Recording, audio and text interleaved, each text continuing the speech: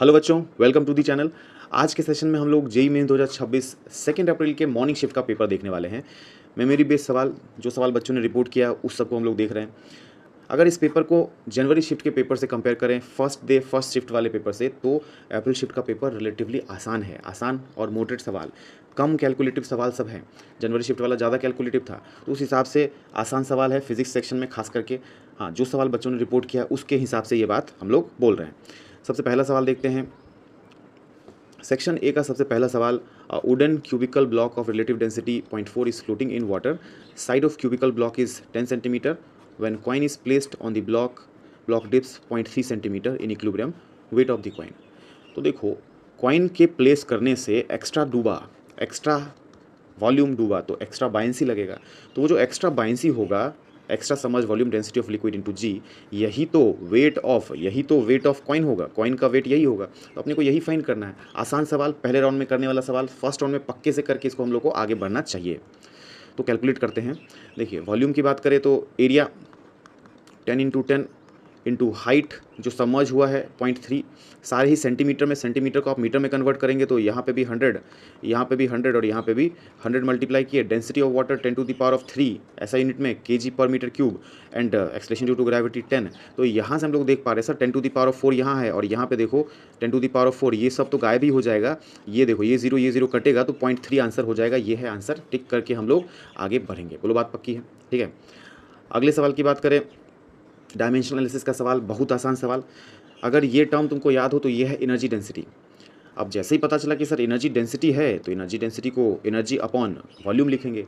Energy का unit, kinetic energy का unit लिखो, पोटेंशियल एनर्जी का यूनिट लिखो, या फोर्स इंटू डिस्प्लेसमेंट, तो mLT-2 फोर्स इंटू डिस्प्लेसमेंट, तो एक और L मल्टीप्लाई कर दो और वॉल्यूम विल बी L का क्यूब। तो यहाँ से डायमेंशन जो हो जाएगा mL-1 T-2, mL-1 T-2, second option. बहुत आसान सवाल, फर्स्ट राउंड में टिक करके बढ़ने वाला सवाल। अगले सवाल पे चलें। Consider two arrangement of wires, find ratio of magnetic field at centre of semi circular part. देखो, यहाँ जो अरेंजमेंट दिया है पहले और दूसरे केस में, दोनों में semi infinite wire and semi circle तो कॉमन है ना। बस ये जो वायर है, ये वायर यहाँ पे जो है अलग ओरिएंटेशन में था, यहाँ पे अलग ओरिएंटेशन में है कि नहीं। तो कैलकुलेशन जो है मैग्नेटिक फील्ड का इस सेटअप में और इस सेटअप में थोड़ा फर्क होगा, है ना। आसान सवाल, फर्स्ट राउंड में पक्के से करना चाहिए। अब देखो, मैग्नेटिक फील्ड अगर फर्स्ट केस में बात करें, केस फर्स्ट की बात करें, C1 पे जो मैग्नेटिक फील्ड है उसको अगर B1 बोलते हैं, तो पहले वाले सेमी इन्फानाइट वायर की वजह से आप अगर देखेंगे तो अंदर की तरफ मैग्नेटिक फील्ड होगा, इसकी वजह से भी अंदर की तरफ मैग्नेटिक फील्ड होगा और इसकी वजह से भी अंदर की तरफ ही मैग्नेटिक फील्ड होगा। तो तीनों का डायरेक्शन होगा सेम डायरेक्शन में। अब magnetic field semi infinite wire की वजह से μ0I/4πr होता है, ठीक है। सेमी सर्कुलर आर्क है तो μ0I/2r जो है ये होता है सर्कल की वजह से। एक और 2 जो है आप डिवाइड कर दीजिए 2 से, तो ये सेमी सर्कल की वजह से मैग्नेटिक फील्ड आ जाएगा यहाँ पे। और फिर से सेमी इन्फानाइट वायर की वजह से मैग्नेटिक फील्ड, तो यहाँ पे आप एक 2 मल्टीप्लाई कर दीजिए। बात आ रही है समझ में? 2 बार आ गया ना। डायरेक्शन भी जो है, इसकी वजह से मैग्नेटिक फील्ड अंदर की तरफ और इसकी वजह से भी राइट हैंड थंब रूल से आप सोच सकते हैं अंदर की तरफ। तो B1 ऐसा आ रहा है। और B2 में क्या फ़र्क है? तो भाई B2 में ये वायर का कंट्रीब्यूशन देखो, ये ऐसे ओरिएंट होगा तो लाइन के ऊपर मैग्नेटिक फील्ड जो होता है वायर की वजह से वो होता है 0। तो इस वायर का मैग्नेटिक फील्ड में कंट्रीब्यूशन C2 पे क्या हो जाएगा? 0 हो जाएगा। तो यहाँ पे आप जो है एक बार मैग्नेटिक फील्ड बस लिखेंगे सेमी इन्फानाइट वायर की वजह से। देखो, इस वाले वायर की वजह से और इसकी वजह से तो फील्ड 0 है, ठीक है। अब इस दोनों का रेशियो ले लेना है। आसान सवाल, डुएबल सवाल, फर्स्ट राउंड में पक्के से करना चाहिए। तो B1/B2 अगर देखो तो जो चीज़ें कॉमन आ रही है, कॉमन लेके साइड कर दो। तो यहाँ देख पाओगे क्वांटिटीज़ जो कॉमन आ रही है μ0I/4r तो कॉमन आ ही रहा है। देखो, μ0I/4r तो सब में ही कॉमन आ रहा है। यहाँ पे एक्स्ट्रा क्या बचेगा? 2/π बचेगा, यहाँ पे 1 बचेगा, ठीक है। तो आप B1 के लिए लिख सकते हैं क्या? 2/π + 1 ये बच जाएगा। ऐसे यहाँ से μ0I/4π अगर देखें तो 1/π प्लस आपको जो है 1, ऐसा कुछ आ रहा। एलसीएम लेंगे तो उस हिसाब से आंसर आपका जो है ये आ जाएगा, है ना, 2 + π/1 + π। तो third will be the answer. आसान सवाल, फर्स्ट राउंड में पक्के से करना चाहिए। अगला सवाल आसान ये भी है। देखो, in isobaric process, pressure constant reversible process में, on a diatomic gas, ratio of ΔQ, ΔU and W। बहुत आसान सवाल। ΔQ की बात करें, क्या लिखते हैं हम लोग? NCP ΔT, है ना। डेल्टा यू की बात करें तो N C V delta T and work done जो है एन आर डेल्टा टी, यही लिखते हैं, है कि नहीं। तो सवाल में delta Q, delta U and W का रेशियो लेने बोला है। रेशियो लोगे तो देखो एन डेल्टा टी सब में कॉमन है, कट जाएगा, तो रेशियो जो आएगा देखो C P is to C V is to R, ये रेशियो आएगा। और सी पी क्या होगा यहाँ पे देखो, तो सी पी और सी वी की बात करें, सी वी हो जाएगा 5/2 आर के बराबर, है ना। और C V will be C V हो जाएगा 5/2 R, C P will be C V plus R, तो दैट विल बी 7/2 आर, है कि नहीं। डायटोमी के लिए डिग्री ऑफ फ्रीडम 5 होता है, F/2 आर लिखते हो सी वी को, डिटेल पुट करोगे तो यहाँ से जो है देखो तो 7/2 R is to 5/2 R is to R, 2 से मल्टीप्लाई कर दो, जो चीज़ें कॉमन है काट सकते हो, आर को काट सकते हो, यहाँ से आर को काट सकते हो, है ना। तो 7:5:2 आंसर आ जाना चाहिए, आंसर है फर्स्ट। बहुत आसान सवाल, ठीक है। अगला सवाल सर्कुलर मोशन का सवाल है। In circular motion angular position theta and time are related as this angular acceleration at this time. Straightforward सवाल है, 2 बार डिफरेंशिएट करके टाइम पुट कर देना है। तो एंगुलर वेलोसिटी की बात करें D theta by D T, that will be 5t³ minus T square, है ना।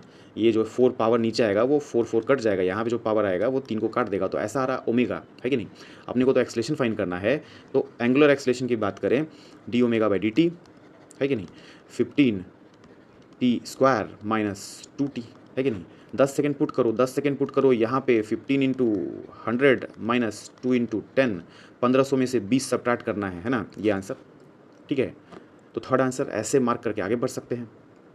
अगला सवाल, in YDSC experiment wavelength of light used is 620 nanometre and separation between slits 0.2 nanometre, find angular fringe width. तो देखो भाई, फ्रिंज विड्थ जो होता है, पहली बात lambda capital D by small D, और फ्रिंज विड्थ को आप डी से डिवाइड कर देते हैं तो लैम्डा बाई डी, ये हो जाता है एंगुलर फ्रिंज विड्थ, है ना। एंगुलर साइज जो होता है फ्रिंजेस का वो, तो अपने को लैम्डा बाई डी करना है। अब तुम ऑप्शन देखो, किसी भी ऑप्शन में डिजिट रिपीट नहीं हुआ है, मतलब तुम अगर डिजिट जो है एग्जैक्टली क्या है वो फाइंड कर लो तो भी काम चल जाएगा। तो कितना आसान है लैम्डा बाई डी फाइंड करना। लैम्डा बाई डी 620, 62 एक प्रकार से 2 से डिवाइड होगा तो 31 तो आएगा, है ना। तो 31 3 and 1 डिजिट इसी में तो है कि नहीं। तो ये हो जाएगा आंसर। तुमको पावर कैलकुलेट करने का ज़रूरत ही नहीं है यहाँ पे, क्योंकि देखो डिजिट जो है वो रिपीट नहीं हो रहा है। क्योंकि डिजिट रिपीट नहीं हो रहा है तो आप बस डिजिट का कैलकुलेशन करके भी आगे बढ़ सकते हैं। तो बहुत आसान, यहाँ 62 एक प्रकार से और यहाँ पे 2 है, तो 62 को 2 से डिवाइड करोगे 31 आएगा। 3 and 1 जो है डिजिट इसी ऑप्शन में है, तो ये आंसर होगा। ऐसे मार्क करके आगे बढ़ सकते हैं, इसमें तो पेन चलाने का भी जरूरत नहीं पड़ेगा, है ना। अगला सवाल, for an ideal gas having CP this CV this, CP CV दिया है, गामा लेके आ सकते हो। Find work done by 1 mole of gas in adiabatic expansion when pressure reduces from इतना टू इतना। इनिशियल टेम्परेचर दिया हुआ है, टेम्परेचर दिया हुआ है, वर्क का बात किया है, गामा दिया हुआ है। तो देखो PV to the power of gamma is constant. जब ऐसा होता है तो वर्क कैलकुलेशन जो है हम लोग P final V final minus P initial V initial upon minus gamma plus 1 ऐसे भी लिखते हैं, और ऐसे भी लिखते हैं NR delta T upon minus gamma plus 1। तो सवाल में CP बाई CV देखो, CP by CV will be 3/2, तो गामा तो दिया ही हुआ है, गामा का वैल्यू तो पता ही है तुमको। CP बाई CV करोगे तो that will B 3/2। Number of mole भी दिया ही हुआ है, कितना है, 1 मोल है। तो तुमको डिटेल जो है ये दिया है, ये दिया हुआ है। R जो है इसका वैल्यू पुट करना ही नहीं है, R के फॉर्म में आंसर है। डेल्टा T में से इनिशियल टेम्परेचर दिया है, फाइनल टेम्परेचर फाइंड करना है। तो एडियाबेटिक प्रोसेस में टेम्परेचर एंड प्रेशर में जो रिलेशन होता है उसका हम लोग यूज़ करेंगे। देखो ये रिलेशन होता है, इसका यूज़ करके प्रेशर का डिटेल दिया ही हुआ है, रेशियो ऑफ प्रेशर से आप टेम्परेचर का वैल्यू फाइंड कर सकते हैं। तो यहाँ पे आप लिख पाएंगे temperature to the power of gamma is constant P to the power of gamma minus 1, है ना। तो temperature T2 by temperature T1 की बात करें, इसका power gamma, this will be pressure 2 upon pressure 1 to the power of gamma minus 1। अब यहाँ पे T2 बाई T1 जो आएगा that will be P2 by P1, P2 is 1, P1 is 8, तो 1/8 to the power of gamma minus 1 upon gamma, है ना। ये जो है इधर से इधर पावर लेके जाओगे तो 1 अपॉन में आ जाएगा। अब गामा का वैल्यू जो है तुमको 3/2 आया हुआ है, तो गामा माइनस 1 अपॉन गामा की भी बात कर लो। 3/2 minus 1 upon 3/2, 3/2 minus 1 will be half upon 3/2 करोगे तो ये आ जाएगा 1/3। मतलब ये 1/8 का पावर 1/3 है, मतलब कि ये 1/2 के बराबर। तो T2 विल बी T1/2, है ना, हाफ ऑफ द टेम्परेचर। हाँ, टेम्परेचर जो हम लोग पुट करते हैं वर्क में, इस सब में केल्विन में पुट करते हैं, है ना, बात आ रही समझ में। तो यहाँ पे डिटेल को केल्विन में पुट करो, तो T1 था कितना, T1 140 डिग्री था, तो देखो 140 plus 273 this will B 3413 and T2 is T1 by half. Accordingly value put कर देंगे वर्क के कैलकुलेशन में, तो W को लिख पाते हैं हम लोग NR delta T minus gamma plus 1, values put करिए, नंबर ऑफ मोल 1 है, R को R ही रखिए, डेल्टा T फाइनल जो है आपको 413/2 and T initial was 413 put करें। गामा जो है आपको आ चुका था कितना, गामा का वैल्यू 3/2, तो माइनस 3/2 प्लस 1 ये लिखें और उसके हिसाब से आंसर लेके आ जाएंगे। 413 बाहर आ जाएगा R, और यहाँ पे जो है देखो हाफ में से -1 जाएगा तो माइनस हाफ, और नीचे भी क्या आ रहा माइनस हाफ है ना, देखो ये भी कितना आ रहा माइनस हाफ के बराबर, तो ये आ गया 413 R के बराबर answer. 413 R fourth option tick करके आगे बढ़ेंगे। अगला सवाल, photon of wavelength lambda 3 lambda incident on metal surface, ठीक है, stopping potential for the ejected photo electrons are इतना एंड इतना, ओके, फाइंड थ्रेशोल्ड वेवलेंथ।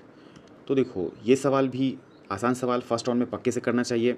अब जो थ्रेशोल्ड वेवलेंथ होता था वो वर्क फंक्शन से कुछ ऐसे रिलेटेड होता था, threshold wavelength hc lambda threshold, जो आइंस्टाइन इक्वेशन था hc lambda energy of photon that is work function plus ke max लिखते थे है ना।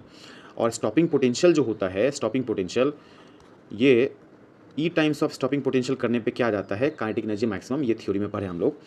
दो केसेस हैं, पहले केस में जो इंसिडेंट फोटोन है उसका वेवलेंथ लैम्डा, दूसरे केस में 3 लैम्डा, और थ्रेशोल्ड वेवलेंथ ये फाइंड करने बोला है। तो एक बात यहाँ कॉमन है, दोनों ही केसेस में वर्क फंक्शन तो सेम रहना है, तो थ्रेशोल्ड वेवलेंथ भी सेम रहना है, तो अपने को यहाँ पे कानून होगा थ्रेशोल्ड वेवलेंथ वो फाइंड करना है, ठीक है। तो देखो पहले केस में, केस फर्स्ट की बात करें तो hc lambda that will B hc threshold wavelength plus E into 4V0 है ना। यहाँ पे स्टॉपिंग पोटेंशियल इतना दिया है तो आप maximum kinetic energy E times of stopping potential बोलते हैं, वो लिख लेंगे। अगले केस में देखो तो hc 3 lambda this is equals to hc threshold wavelength plus E times of V0, stopping potential यहाँ पे कितना बोला है, V0 बोला है। अब यहाँ पे आप जो है V0 का वैल्यू यहाँ से उठाइए और इसमें पुट कर दीजिए, V0 एलिमिनेट हो जाएगा। उसके अलावा hc फिर करते दिखेगा और थ्रेशोल्ड वेवलेंथ एक कानून होगा वो सॉल्व होके आ जाएगा। आसान सवाल, फर्स्ट राउंड में पक्के से करना ही चाहिए। तो यहाँ से EV0 का वैल्यू यहाँ पे देखो, EV0 का वैल्यू यहाँ पे पुट कर दो, तो EV0 का वैल्यू आ जा रहा है आपको hc 3 lambda minus hc lambda threshold, और यहाँ पे जो 4 है ये 4 को यहाँ मल्टीप्लाई कर दो। अब देखो यहाँ पे तुमको क्लियरली दिख रहा है hc सब जगह से क्या हो रहा है, कट रहा है। अब कैलकुलेशन कर लें तो देखो लैम्डा वाला जो भी टर्म है उसको एक साथ ले आते हैं, तो देखिए 1 by lambda minus 4/3 lambda, hc तो कट ही गया है ना, देखो 4/3 लैम्डा इस साइड से जाएगा इधर तो पॉजिटिव से नेगेटिव हो जाएगा। उसके अलावा 1 बाई थ्रेशोल्ड वेवलेंथ देखो, और यहाँ देखो माइनस में 4 बाई थ्रेशोल्ड वेवलेंथ लिख पाएंगे आप, -4 बाई थ्रेशोल्ड वेवलेंथ कैलकुलेट करिए तो ये आ रहा है -1/3 लैम्डा, और यहाँ पे आप बोल पाएंगे 3 लैम्डा थ्रेशोल्ड, तो लैम्डा थ्रेशोल्ड जो आ रहा है that is 9 times of wavelength आ जाएगा, ठीक है। उस हिसाब से आंसर ये टिक करेंगे, आगे बढ़ेंगे। अब अगले सवाल पे चलते हैं। For a given spherical surface of curvature, radius का वैल्यू दिया है 20 सेंटीमीटर, ऑब्जेक्ट का हाइट दिया है 2 mm, is placed at a distance 40 centimetre in the front, medium both side पे जो है उसका रिफ्रैक्टिव इंडेक्स दिया है, और हाइट ऑफ इमेज फाइंड करने बोला है। स्ट्रेट फॉरवर्ड सवाल, पहले राउंड में पक्के से अटेंड कर सकते हैं। अब ऐसे सवाल में डिटेल लिखना बहुत ज़रूरी, साइन के साथ डिटेल को लिख लेते हैं। R विल बी -20 सेंटीमीटर है ना। सेंटर ऑफ कर्वेचर जो है देखो, सेंटर ऑफ कर्वेचर पोल से इधर की तरफ लोकेटेड, इंसिडेंट रे के अपोजिट जाना पड़ेगा। R will be -20। ऐसे U की बात करें तो U लिख पाएंगे आप -40 सेंटीमीटर। रिफ्रैक्टिव इंडेक्स में μ1 1, μ2 जो है that is 1.5। Height of object दिया है 2 mm। Height of image find करना है तो मैग्नीफिकेशन का जरूरत पड़ेगा। Height of image upon height of object आप लिखेंगे मैग्नीफिकेशन, और मैग्नीफिकेशन होता है V/U μ1/μ2 है ना, ये होता है मैग्नीफिकेशन। अब इसमें क्या क्या बातें पता है, तो ये पता है देखो, ये पता है, ये पता है, V आ जाएगा। अगर V का कैलकुलेशन अगर कर ले तो हाइट ऑफ इमेज भी आ जाएगा। तो V का कैलकुलेशन के लिए स्फेरिकल रिफ्रैक्शन का जो फॉर्मूला होता है μ2/V minus μ1/U μ2 minus μ1/R, इसका यूज़ कर लो, साइन के साथ डिटेल पुट करो। 1.5/V -1/-40, -40 लिखोगे तो माइनस माइनस मिलकर क्या हो जाएगा प्लस, है ना यहाँ पे। और ये 1.5 - 1 will be 0.5 divided by R का वैल्यू कितना है साइन के साथ -20, तो दैट विल बी -20 पुट करेंगे। इसको लिखें अगर तो देखो यहाँ से एक डेसिमल जैसे हटेगा तो ये 5/200 होगा। 5/200 विल बी 1/40, साइन जो है माइनस है इसके साथ, ये माइनस। अब देखो ये जो है ये क्वांटिटी भी यहाँ से जंप करके जब इधर जाएगा तो निगेटिव में हो जाएगा, तो आप फर्दर इसको लिख पाएंगे 1.5v, या बेटर लिख लो 3/2v, और इधर जो है 2 टाइम्स ऑफ -1/40 विच इज़ -1/20 ये लिख पाएंगे। और यहाँ से v का कैलकुलेशन करें, देखो ये 2 और ये 2 कट जाएगा, यहाँ पे 10 मिलेगा, 10 इस 3 के साथ मिलके और माइनस मिला के v का वैल्यू -30 आप लिख पाएंगे। मतलब कैलकुलेट करोगे v का वैल्यू आ जाएगा -30 के बराबर। अब इसको उठा के जो है हम लोग पुट करेंगे, ये जो हाइट वाला फॉर्मूला है इसमें पुट करेंगे, डिटेल्स पुट करेंगे, है ना। तो हाइट ऑफ इमेज भी आ जाएगा, तो फिर जो है ये फॉर्मूला उठा लेते हैं। देखो अब इस फॉर्मूले में डिटेल पुट कर लेते हैं ना। तो देखो μ1 कितना है 1 के बराबर, μ2 कितना है तो भाई 1.5 3/2 के बराबर। उसके अलावा जो है v का वैल्यू कितना आ गया, तो v का वैल्यू -30, u का वैल्यू कितना है -40। यहाँ देखो हाइट ऑफ ऑब्जेक्ट कितना है, तो हाइट ऑफ ऑब्जेक्ट जो है ये 2 mm है। हाइट ऑफ इमेज चाहिए, इसको सॉल्व करो तो वैल्यू आता है आपको 0.5 के बराबर, है ना। चीज़ों को काटो, देखो यहाँ से 3, यहाँ से जो है 2, यहाँ से 20, यहाँ से 0 0 काट दो तो 1/2 के बराबर आ जाता है। यहाँ से इसको फिर इधर लेके जाएंगे तो हाइट ऑफ इमेज जो आ जाएगा, डैट विल बी 1 mm के बराबर, है ना। ये हो जाएगा आंसर। टिक मारेंगे, आगे बढ़ेंगे। अगला सवाल, find change in surface energy if 512 small drops of radius इतना मर्ज इनटू सिंगल ड्रॉप, है ना। सरफेस एनर्जी क्लास में ऐसा सवाल हम लोग देख रहे होते हैं। थोड़ा सा कैलकुलेशन है, बहुत हैवी लोडेड कैलकुलेशन भी नहीं। तुम देखो तो ये जो है ये है 8 का क्यूब, है कि नहीं, 8 का क्यूब, तो कहीं ना कहीं कैलकुलेशन आसान होने वाला है। इस सवालों में हम लोग जो है सबसे पहले देखिए तो सरफेस एनर्जी की बात करें, है ना। सरफेस एनर्जी छोटे छोटे ड्रॉप्स में टूटा हुआ था तो ज़्यादा सरफेस एरिया था, ज़्यादा सरफेस एनर्जी था, और बाद में बड़ी ड्रॉप में कन्वर्ट हो गया तो surface energy come. Change in surface energy बोला है एक प्रकार से, तो सरफेस टेंशन इनटू कितना ड्रॉप है 512 ड्रॉप इनटू 4 पाई रेडियस का स्क्वायर जब छोटा ड्रॉप था, है ना। तो सरफेस एनर्जी ये था, और बाद में जब एक सिंगल ड्रॉप में कन्वर्ट करोगे तो surface tension into 4 pi capital R का स्क्वायर, ये करना है कि नहीं। अब इसमें जो है तुमको स्मॉल आर दिया हुआ है, और जो सरफेस टेंशन है, सरफेस टेंशन उसको एस बोला हुआ है, ठीक है। तो उसका वैल्यू पुट करना ही नहीं है, एस पुट करके साइड कर देना है। और पाई भी हर ऑप्शन में देखो दिया हुआ है, मतलब पाई का वैल्यू भी तुमको पुट नहीं करना है, कॉमन लेके साइड कर देना है, तो कैलकुलेशन भी आसान है। तो यहाँ पे जो है कैपिटल आर का वैल्यू चाहिए, जो कि आएगा वॉल्यूम कंजर्वेशन से। कि सर देखिए 512 जो ड्रॉप्स है 4/3 पाई आर क्यूब, है ना। Total volume of 512 drops is this, और वो मिलके एक ड्रॉप बन गया है सर 4/3 पाई कैपिटल आर का क्यूब। तो यहाँ से आर को आप लिख पाएंगे 512 स्मॉल आर का क्यूब का पावर 1/3, ये है 8 का क्यूब, है ना। तो 8 आर के बराबर आ जाएगा क्या, कैपिटल आर 8 आर के बराबर, मतलब कि 16 mm आ जाएगा। बात आ रही क्या समझ में। अब सरफेस एनर्जी वाले फॉर्मूले में डिटेल्स पुट कर लेते हैं, ठीक है। अब कैलकुलेशन फर्दर करने से पहले ऑप्शंस को देखो, तो ऑप्शन में देखो तो पावर सब में क्या है सेम, और ये भी क्वांटिटी सब में क्या है सेम। बस ये जो डिजिट है 4 डिजिट नंबर जो है, ये अगर तुम सही ले आते हो तो टिक करके आगे बढ़ सकते हो, पूरा कैलकुलेशन इन्वॉल्व होने का जरूरत नहीं पड़ेगा। तो यहाँ देखो उसी हिसाब से डिटेल्स तुम पुट करो, जो कॉमन आ रहा है उसको कॉमन ले लो। देखो यहाँ पे कॉमन लोगे तो 4πt, है ना, 4πt तो कॉमन आ ही गया है, और यहाँ पे क्या बचेगा 512 इंटू स्मॉल आर का square and minus capital R का स्क्वायर। अब वैल्यूज पुट करोगे तो और भी कुछ कुछ बातें कॉमन आएंगी, ठीक है। तो 4πt यहाँ पे देखो 512 स्मॉल आर इज़ 2 mm।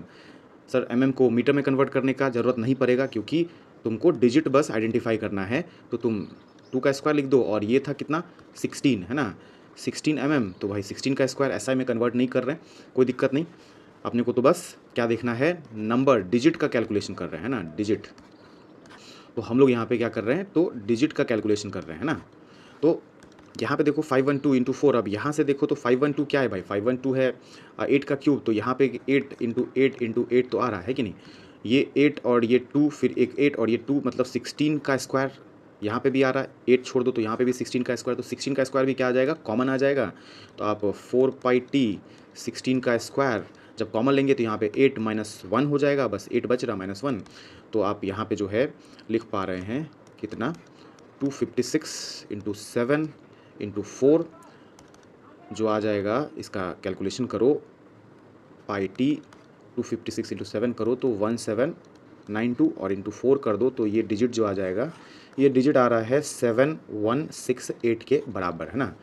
ये ऑप्शन होगा सही, टिक करेंगे, आगे बढ़ेंगे।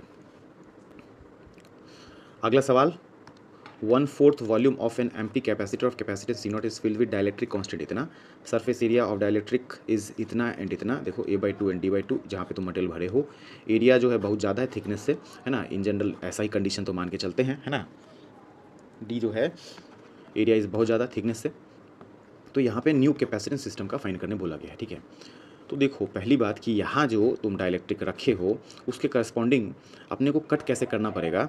एक्चुअली थोड़ा सा डायग्राम यहाँ डायरेक्टली थोड़ा ऊपर शिफ्टेड होना चाहिए था, A/2 एरिया में आपको यहाँ आप इस तरीके से बैटरी लगाए हैं तो इस तरीके से कट करना पड़ेगा, ऐसे कट करना पड़ेगा, ऐसे कट करके आप इसको अरेंज करेंगे, एक कैपेसिटर फिर दूसरा कैपेसिटर और फिर इधर की तरफ जो है एक कैपेसिटर एंड दूसरा कैपेसिटर, और इसके क्रॉस जो है इक्विवेलेंट फाइंड करेंगे, ठीक है, ये है।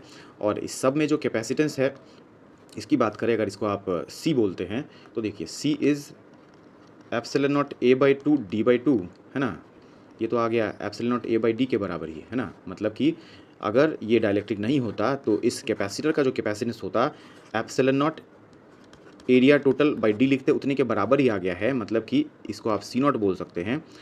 तो यहाँ पे जिसमें डाइलेक्ट्रिक नहीं प्लेस किए हो उसका कैपेसिटेंस इतना लिखने वाले थे, है ना। अब इसको तुम C0 लिख पाओगे तो this will B C0, this will B C0, ये भी C0 और ये हो जाएगा 5 C0। क्यों भाई, क्योंकि जब डाइलेक्ट्रिक प्लेस किए हो 5 का तो यहाँ पे क्या आएगा इस वाले केस में 5 के बराबर, तो 5 C0 हो जाएगा, ठीक है। ये है कहानी। अब क्या सीरीज पैरेलल लगाना है, तो अब सीरीज पैरेलल का जो है इक्विवेलेंट फाइंड करने का ज़रूरत, ये दोनों क्या है सीरीज़ में, इसके लिए आप लिख पाएंगे, देखिए 5 × 1/5 + 1 C0। उसके अलावा ये दोनों सीरीज़ में और कॉम्बिनेशन क्या है, ये दोनों कॉम्बिनेशन पैरेलल में, तो पैरेलल में जो है क्या हो जाएगा एडिशन हो जाएगा, ठीक है। अब इसका जो इक्विवेलेंट है वो देखिए, तो दिस विल बी C0/2। इसको फर्दर सॉल्व करें तो देखिए 5/6 + 1/2 C0, ठीक है, जिसमें कि आप यहाँ पे 3 × 3 डिवाइड कर दीजिए तो ये आ जाएगा 8/6 C0 विच इज़ 4/3 C0 के बराबर आंसर, टिक करके आगे बढ़ेंगे। तो एक और बात है यहाँ कि आप जो है यहाँ पे कैपेसिटर को इस तरीके से कट करेंगे, ऐसे नहीं कट करेंगे। क्यों, क्योंकि यहाँ देखो इस साइड से जब आप इस साइड जाएंगे तो इधर डाइलेक्ट्रिक है, इधर D/2 पे डाइलेक्ट्रिक नहीं है, यहाँ से यहाँ में पोटेंशियल ड्रॉप जितना होगा और यहाँ से यहाँ में सेम पोटेंशियल ड्रॉप नहीं होगा, तो यहाँ पे जो पॉइंट्स होंगे ये सेम पोटेंशियल पे नहीं होंगे, तो आप इस तरीके से कट नहीं लगा सकते, है ना। क्योंकि ऐसे अगर कट लगाते हो इसका मतलब है कि तुम बोल रहे हो कि सर ये कुछ ऐसा सेटअप होगा, अगर तुम ऐसे कट लगाते हो तो ऐसा सेटअप बोल रहे हो, है ना, जो कि यहाँ है नहीं केस, है ना। ठीक है, चलते हैं अगले सवाल पे। 2 hollow conducting sphere are separated by large distance, distance बहुत लार्ज है तो चार्ज का डिस्ट्रीब्यूशन जो है एक दूसरे के डिस्ट्रीब्यूशन को डिस्टर्ब नहीं करेगा। They are connected by connecting wire, ठीक है, कनेक्टिंग वायर से कनेक्ट करने पे क्या होता है पोटेंशियल सेम हो जाता है। If E1 and E2 are the magnitude of electric field near the surface of sphere 1 and sphere 2 respectively, then find ratio of E1/E2। थोड़ा सोचने वाला सवाल, इसको आप मीडियम लेवल का सवाल बोल सकते हैं। पहली बात, इस पर कुछ चार्ज मान लो Q1, इस पर चार्ज मान लो Q2 और पोटेंशियल पहले का दूसरे के बराबर होगा, है ना।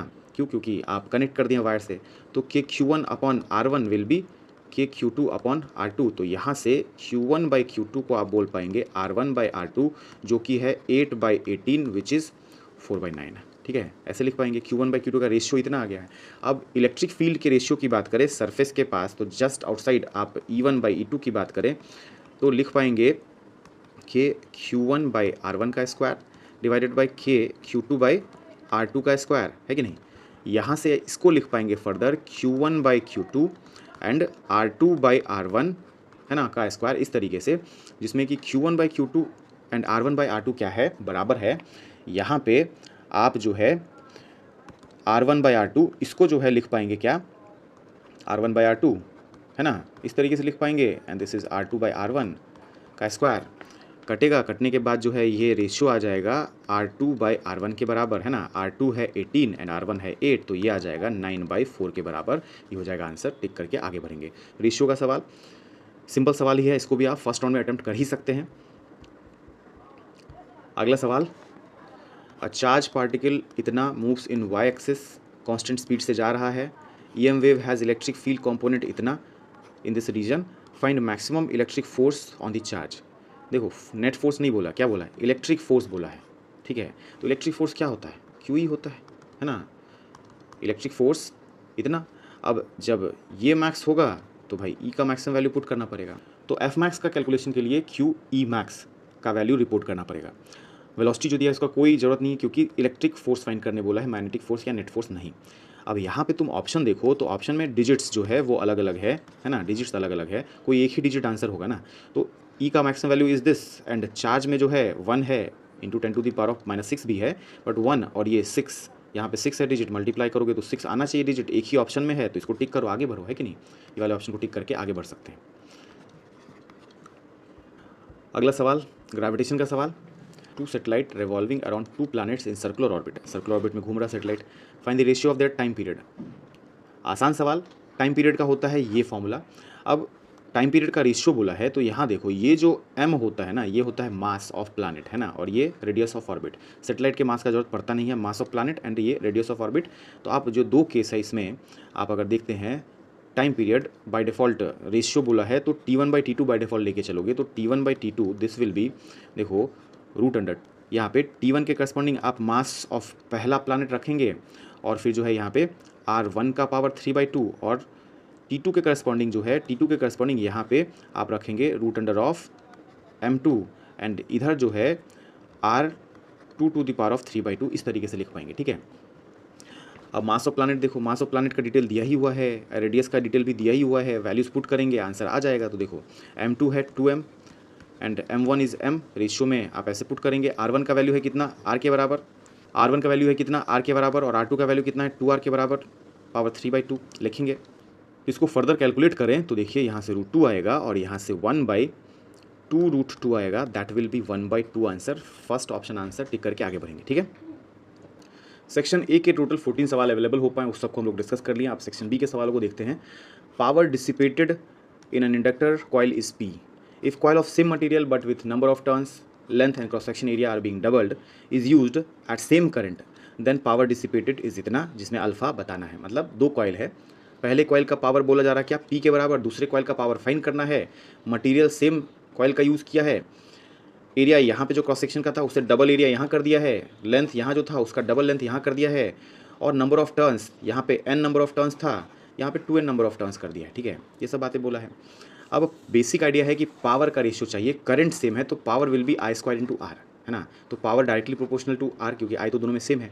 अब रेजिस्टेंस होगा ρL/A लिखते हैं, है ना, रेजिस्टेंस, जिसमें resistance of what, resistance of this wire, जो वायर आप लपेटे हैं ना, उसके रेजिस्टेंस की बात कर रहे हैं। तो वायर का जो क्रॉस सेक्शन एरिया होगा, है ना, कुछ मेंशन नहीं है वायर के क्रॉस सेक्शन एरिया के बारे में, सिलेंडर के एरिया के बारे में तो बोला, लेकिन वायर के क्रॉस सेक्शन एरिया के बारे में कुछ नहीं बोला है। तो वायर का क्रॉस सेक्शन एरिया आप सेम मान के चल रहे हैं, मटेरियल सेम, है ना, लेंथ के प्रोपोर्शनल होगा रेजिस्टेंस, ठीक है। कितना लेंथ, देखो इस पर ऐसे लपेटा हुआ, इसको सीधा कर दो तो इस लपेटे हुए वायर को सीधा कर दो तो जो लेंथ होगा, वैसे यहाँ पे लपेटे हुए वायर को सीधा कर दो तो जो लेंथ होगा उस लेंथ की बात कर रहे हैं। तो लेंथ दोनों केस में फाइंड करते हैं, है ना। तो पहले केस में लेंथ को लिखोगे, अगर रेडियस यहाँ पे R1 बोल रहे हो तो 2πr1, नंबर ऑफ टर्न्स यहाँ पे n बोला है तो n टाइम्स कर दिए, पहले वाले केस में वायर का लेंथ स्ट्रेच करने पे, सीधा करने पे।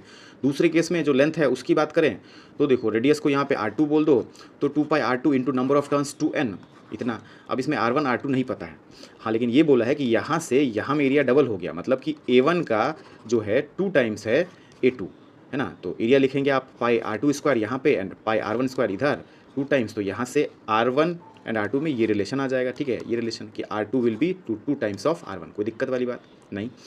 अब पावर के रेशियो की बात करें तो रेजिस्टेंस के रेशियो में, and that will B length के रेशियो में, है ना। यहाँ पे आप बोल पाएंगे कि दैट विल बी L2/L1, है ना। और L2 और L1 में देखो कॉमन क्या है, तो 2π कॉमन n और n कॉमन, यहाँ पे बचेगा 2R2 और यहाँ पे R1 डिवाइड कर दिए, R2/R1 विल बी √2 और ये है 2, ठीक है। तो इस तरीके से रेशियो आ गया पावर्स का। P1 पहले केस में जो पावर था दैट वाज P, उसको यहाँ मल्टीप्लाई कर दो P को तो P2 आ जाएगा, P2 will be 2√2 times of P, है कि नहीं। आगे आंसर ऑप्शन जो है अल्फ़ा का वैल्यू बोला, अल्फ़ा विल बी 2, ठीक है। तो आंसर है यहाँ पे कि अल्फ़ा जो है कितना है, 2 के बराबर आंसर, ठीक है। मीडियम लेवल का सवाल, मे बी इसको फर्स्ट राउंड में ना करके आप सेकेंड राउंड में करें, है ना।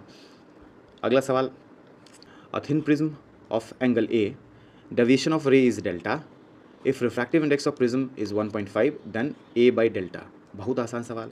ये फॉर्मूला जो हम लोग को याद रहता है, इस फॉर्मूले में आपको A बाई डेल्टा बोला है, रिफ्रैक्टिव इंडेक्स भी दिया है, तो यहाँ से आप रिफ्रैक्टिव इंडेक्स का वैल्यू यहाँ पे पुट करेंगे तो 1.5 minus 1 A is equal to delta. तो यहाँ से A बाई डेल्टा की बात करें तो इसको आप लिख पाएंगे 1/0.5, क्योंकि ये 0.5 आ जाएगा, दैट विल बी 2 के बराबर, आंसर हो जाएगा 2। बहुत आसान सवाल, फर्स्ट राउंड में पक्के से करने वाला सवाल।